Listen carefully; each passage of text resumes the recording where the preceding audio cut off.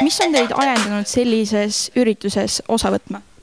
See üritus tegelikult on välja kasvanud väga kaugelt, nimelt Ameerikast.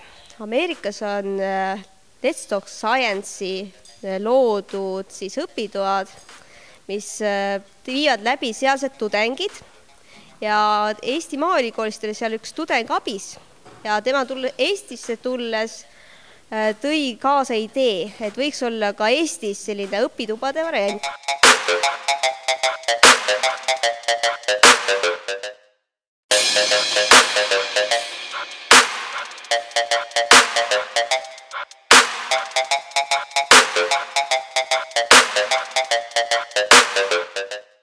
Kas te olete ka eelneval aastal sellest üritusest osa võtnud? Ei, ma kuulsin sellest esimest korda tegelikult.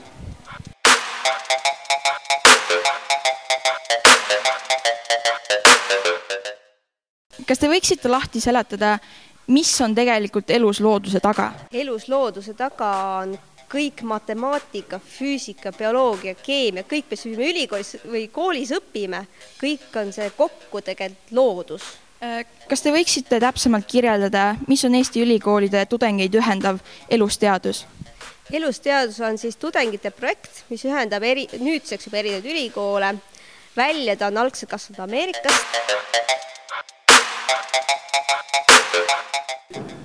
Mis te arvate, kas selline üritus on koolinoortele vajalik? No kindlasti on vajalik, sest sa saad läbi harjutada praktiliselt neid asju, mis ma ei ütleks, et tegelikult need igapäevased on, aga eks see on väike vaheldus.